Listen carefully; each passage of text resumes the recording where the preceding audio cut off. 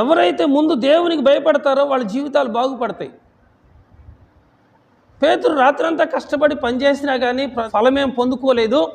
అయినా కానీ ప్రభు తన పడవలో ఎక్కాడని మౌనంగా ఉన్నాడు. ప్రభు చెప్పినట్లు చేశాడు. ప్రజలందరూ కూడా వెళ్ళిపోయారు. ప్రభు కూడా పడవ దిగి ఆయన దాన్ని వెళ్ళిపోవాలి.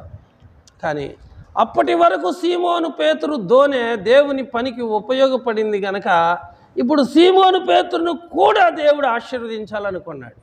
హల్లెలూయా. దేవుడు అన్యాయస్తుడు కాదు. మీరు దేవుని పనికి ఉపయోగపడితే దేవుడు మిమ్మల్ని విడిచిపెడతారని మీరు అనుకుంటున్నారా? మనుషుని చూడబాకండి, దేవుని పనికి మీరు ఉపయోగపడండి. చాలామంది వారి వారి గృహాల్లో దేవుని వాక్యం వినిపించారు. మన వస్తు వాహనాలు దేవుని పని కొరకు వాడేటప్పుడు ఎట్టి పరిస్థితుల్లో బాధపడకూడదు. నువ్వు బాధపడుతూ ఆ పని చేస్తే నీకు ఆశీర్వాదం ఎలా వస్తుంది? భూమి మీద దేవుడు మనకి ఏదైతే ఇచ్చాడో అవన్నీ కూడా దేవుని పనికి ఉపయోగపడే విధంగా ఉండాలి. సీమోను పేతురు దోణి దేవునికి ఉపయోగపడింది. ఆ దోణిలో నిలబడి చాలామందికి దేవుడు వాక్యం చెప్పాడు. యేసయ్య వాక్యం చెప్పాడు. వాక్యం చెప్పిన తర్వాత అందరు వెళ్ళిపోయిన తర్వాత పేతురుతో అంటున్నాడు, నీ దేవుని ఇంకనూ లోతుకు నడిపించన్నాడు. ఇంకనూ లోతుకి నడిపించమంటే నడిపించాడు. చూడండి, భక్తి జీవితంలో కూడా విశ్వాస జీవితంలో కూడా మనము లోతైనటువంటి అనుభవం కలిగి ఉండాలి. పునాది గట్టిగా ఉండాలి. ఒక చెట్టు వేర్లు లోతుగా ఉంటేనే ఆ చెట్టు బలంగా ఉంటుంది. అలాగే విశ్వాస జీవితంలో కూడా ఒడ్డునుంటే వలేస్తే చేపలు పడతాయా? లోతుకెళ్ళి వలేస్తే చేపలు పడతాయా? లోతుకెళ్ళి చేపలు వలేస్తే చేపలు పడతాయి. ఇక్కడ చూడండి, నీ దూరం లోతుకు నడిపించమంటున్నాడు. అంటే దాని అర్థం ఏంటంటే మీరు విశ్వాసములో క్రమక్రమంగా అభివృద్ధి చెందమని దేవుడు చెబుతున్నాడు. కాబట్టి భక్తి జీవితంలో లోతైనటువంటి అనుభవం నీకు ఎప్పుడు వచ్చిందంటే వాక్యం వింటూ ఉండాలి, ప్రార్థన చేస్తూ ఉండాలి, వాక్యానుసారంగా నడుస్తూ ఉండాలి. ఈ లోకమలినం మనకు అంటుకోకుండా మనం పరిశుద్ధంగా ఉండాలి, పవిత్రంగా ఉండాలి. అప్పుడే దేవుడు మనల్ని బహుగా దీవిస్తూ ఉంటాడు. హల్లెలూయా.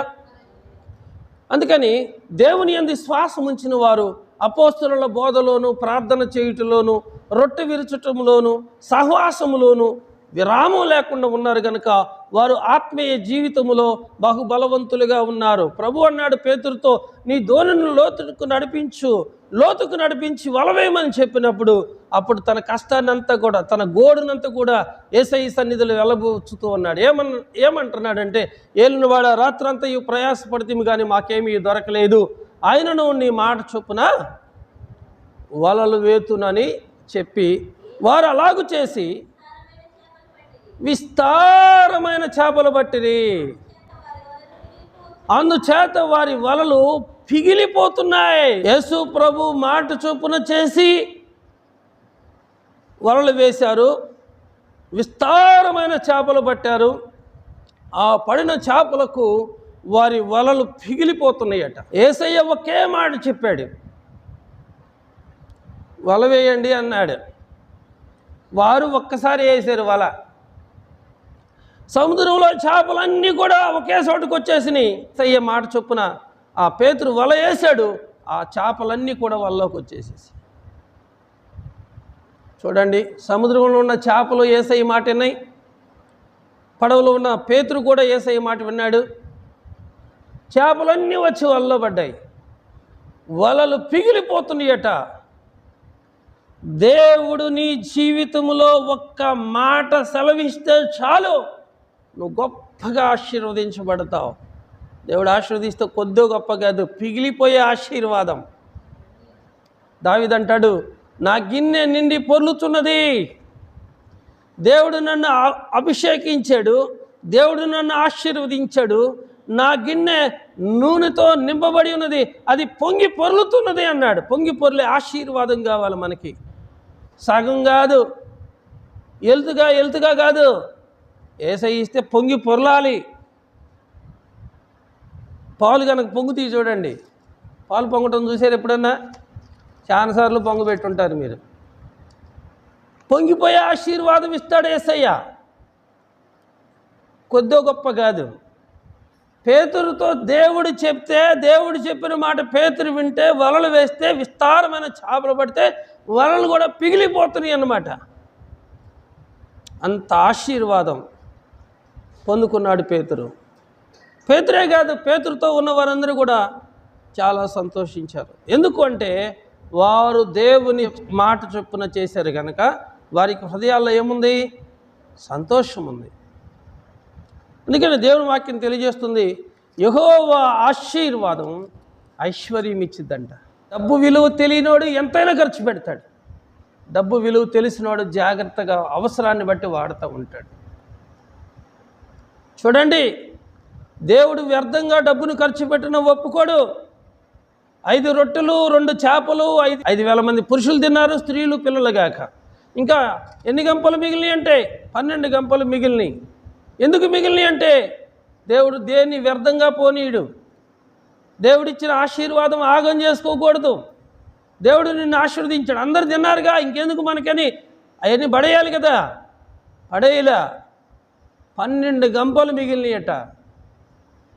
దేవుని యొక్క ఆశీర్వాదం వ్యర్థం చేసుకోబాకండి. ఈరోజు డబ్బు ఉందని విచ్చలవిడిగా ఇష్టానుసారంగా మీరు ఖర్చు పెట్టుకుంటే రేపు పొద్దున మీకు ఎవరిస్తారు? అర్థమవుతుందా? దేవుడు ఆశీర్వదించే సమయంలో నువ్వు జాగ్రత్త పడాలి. ఒక్కొక్క సమయం నిన్ను పరీక్షిస్తూ ఉంటాడు. అన్ని ద్వారాలు మూయబడతాయి,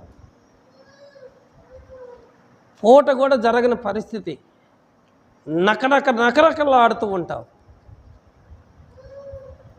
పౌలు గారు అదే అంటాడు, సంపన్న స్థితి ఎరుగుదును, కడు పేదరికాన్ని కూడా ఎరుగుదును.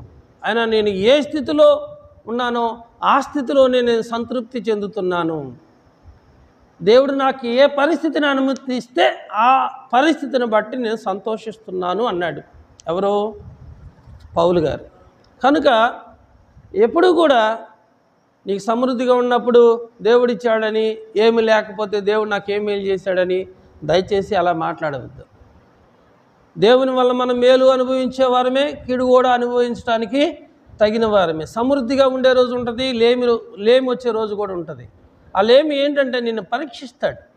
అన్నాడు, సింహపు పిల్లలు లేమి గలవై ఆకలి కొనినా కానీ నన్ను ఆశ్రయించిన వారికి ఏ మేలు కొదువై ఉండదో. సింహాల పిల్లలైనా పస్తు పెడతాడంట, కానీ నీతిమంతుల బిడ్డలను కానీ నీతిమంతులను కానీ ఆయన ఆకలి కొననీయడంట. దేవుడు తప్పకుండా వారికి సహాయం చేస్తాడు. ప్రియమైన వాళ్ళరా, ఇక్కడ మీరు చూసినట్లయితే ప్రభు మాట ప్రకారంగా నడిచిన పేతురుతో ఉన్నటువంటి సహచరులు కూడా బహుగా ఆశీర్వదించబడటానికి గల కారణం ఏంటంటే ప్రభు చెప్పిన మాట విన్నారు. మరి మీరు వింటున్నారా? మీరు చెప్తారు, బాధలు ఉన్నాయి, కష్టాలు ఉన్నాయి, ఇబ్బందులు ఉన్నాయి, చాలా సమస్యలు ఉన్నాయి, గడవటం చాలా కష్టంగా ఉందని. మరి మీ ఆలోచనలు పక్కన పెట్టి మరి ప్రభు ఆలోచనల ప్రకారంగా మీరు ఎందుకు నడవకూడదు? సరే, మన ఆలోచనల ప్రకారంగా మనం నడుస్తుంటే తేడా పడుతున్నాము. పేతురు తన ఆలోచనల ప్రకారంగా నడవకుండా దేవుని చిత్తానుసారంగా నడిచినప్పుడు కదా ఇలాంటి ఆశీర్వాదాలు ఆయన పొందుకున్నాడు. కనుక నేను కూడా ప్రభా నీ సన్నిధిని విడిచిపెట్టుకోకుండా క్రమం తప్పకుండా నీ సన్నిధిలో నిన్ను ఆరాధించే వారిలో నన్ను ఒకటిగా నన్ను సిద్ధపరచండి ప్రభా. ఇది మొదలుకొని నీ చిత్తానుసారంగా నీ ఇష్టానుసారంగా నేను నడుస్తాను, నీ మాట చొప్పున నేను పనిచేస్తాను ప్రభా. నేను ఆలోచిస్తే తప్పకుండా దేవుడు నిన్ను ఆశీర్వదిస్తాడు. మనకే పని లేదు అని మనం బాధపడుతున్నాం కదా, ఇతరులకు మనం పని చూపించగలుగుతామా? మనకే పని లేకపోతే ఇతరులకు చూపించగలుగుతామా? ఎప్పుడైతే పేతురు ధోనిలో ప్రభు నిలబడ్డాడో, ఇప్పుడు పేతురు ఏం చేస్తున్నాడో తెలుసా? అనేకులను పిలుస్తున్నాడు, రండి రండి, మీరు కూడా రండి అని. నీకే పని లేక, నీకే పూట జరక్క, నీవే నానా విధములైనటువంటి సమస్యలు పాలవుతుంటే, ఇక్కడ దేవుడు నీ పడవలో నిలబడితే, దేవుడు నీ ఇంట్లో ఉంటే నువ్వు అనేక మందిని పనికి పిలుస్తావట. నీకే పని లేదు, కానీ దేవుడు నిన్ను ఆశీర్వదిస్తే ఏమి జరిగిద్దో తెలుసా? అనేక మంది పనోళ్ళు నీకుంటారు. అబ్రహాముకి 318 మంది దాసదాసీలు ఉన్నారట. ఎంతమంది? 318 మంది దాసదాసీలు ఉన్నారు. మరి వారందరికీ వస్త్రాలు ఇవ్వాలి, వారందరికీ భోజనం పెట్టాలి, వారందరికీ కావలసినంత పని కల్పించాలి. అంత ఆశీర్వాదం దేవుడు అబ్రహాముకు ఇచ్చాడు. అలాగే అబ్రహాము దేవుని చిత్తాన్ని సారంగా నడిపించబడిన మనుషుడు గనక దేవుడు ఆయన్ని అంతగా ఆశీర్వదించాడు. ఇక్కడ పేతురు కూడా ఇక పూర్తిగా దేవుని మీద ఆధారపడినప్పుడు, దేవుడు చెప్పినట్లు చేసినప్పుడు విస్తారమైన చేపలు పడుతూ ఉంటే ఆ పక్కదోనలో ఉన్న వారికి సిగ్నల్ చేశారంట, సైకిల్ చేశారు, రండి రండి రండి రండి రండి అంటే వారు కూడా వచ్చి 2 దోణులు మునిగిపోయి అన్ని చేపలు పట్టారట. అమ్మా 2 బుట్టలు కాదురా, 2 పడవలు మునిగినాయి అంట చేపలకి. జీవితంలో ఏనాడు కూడా నీ చేపలు వాళ్ళు చూడలే. వాళ్ళు చేపలు పట్టే జాలరులు. ఏ సమయంలో ఎక్కడ ఏ విధమైనటువంటి చేపలు పడతాయో వారికి బాగా తెలుసు. వారి ఎక్స్పీరియన్స్ని పక్కన పెట్టారు, వారి ఆలోచనలను పక్కన పెట్టారు. ప్రభు వారి దోణిలో నిలబడిన తర్వాత ప్రభు మాట ప్రకారంగా వారు చేశారు కనుక వారు బహుగా ఆశీర్వదించబడటం మాత్రమే కాదు, వారితో ఉన్నటువంటి వారి సమకాలీకులందరినీ కూడా పిలిచి వారికి కూడా పని కల్పిస్తూ వచ్చారు. హల్లెలూయా. ఈరోజు నీకు పని లేదని నువ్వు అనుకుంటున్నావు, మరేమో రేపు 100 మందికి పని ఇచ్చే శక్తి దేవుడు నీకు ఇస్తాడు.